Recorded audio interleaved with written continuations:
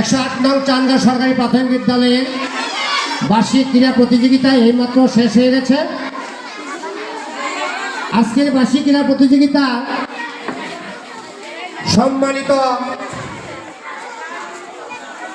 আশুলি ইউনিয়নের বিচারিক প্রাপ্ত চেয়ারম্যান জনাব আলহাজ বেলায়েত হোসেন মোল্লা, উনি অনেক সময় নানান ব্যস্ততার মাঝেও তিনি আমাদের মাঝে এসেছেন আপনাদের হাতে, ছেলে মেয়েদের হাতে পুরস্কার তুলে দেওয়ার জন্য।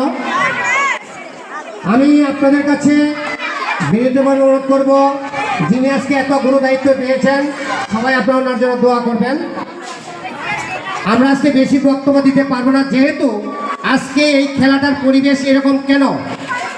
আমি বারবার বলছি, আমি 14 দিন ট্রেনিংয়ে ছিলাম, আমি থাকতে পারি নাই।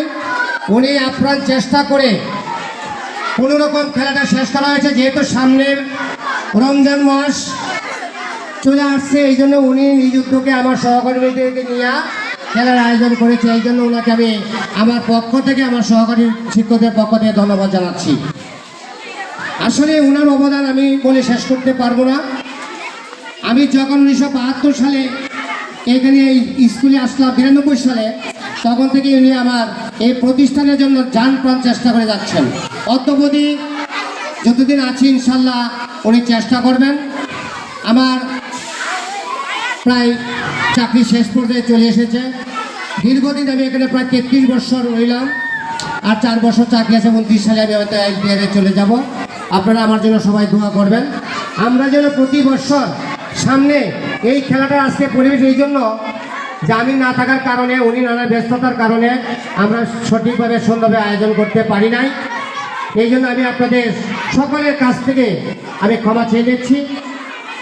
আর যেহেতু আমি বক্তব্য দীর্ঘায়িত করবো না, আমি আপনাদের, আমার এই স্কুলে 307 জন ছেলে মেয়ে লেখাপড়া করে, আপনাদের কাছে আমি বিনীতভাবে অনুরোধ করবো, অভিভাবক যারা আছেন, আপনাদের সন্তানদেরকে একটা মাস একটু বাড়িতে লেখাপড়া করাবেন। এপ্রিল মাসের 7 তারিখে প্রতিষ্ঠানটা খুলবে। আমি অভিভাবকদের দৃষ্টি আকর্ষণ করছি, এটা একটা গুরু দায়িত্ব। আপনাদের প্রায় 1 মাস 10 দিন স্কুলটা বন্ধ থাকবে। আপনাদের সন্তানদেরকে একটু বাড়িতে লেখাপড়া করাবেন। উপবৃত্তির কাজ এই রমজান মাসে, যেহেতু আমার সহকারী টিচারদের বন্ধ, তারা হয়তো স্কুলে আসবে না, কিন্তু আমার স্কুলে আসতে হবে, কাজকর্ম করতে হবে।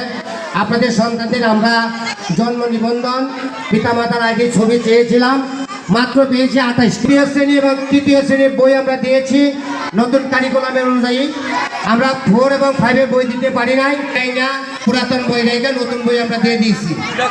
কারণ যেহেতু সরকার পরিবর্তন হয়েছে, অন্তর্বর্তীকালীন সরকার একটু ব্যাগ পেয়েছে, বই প্রিন্ট করতে সমস্যা হয়েছিল, এই জন্য একটা দিয়ে হয়েছে। এই জন্য করা কিছু সারা বাংলাদেশে একই পরিস্থিতি। আমি আমার বক্তব্য দীর্ঘায়িত করবো না। সবাইকে আমার সালাম এবং শুভেচ্ছা জানিয়ে আজকের মতো বিদায় নিচ্ছি। সবাইকে ধন্যবাদ। আসসালামু আলাইকুম। এখন আপনাদের মাঝে স্বাগত বক্তব্য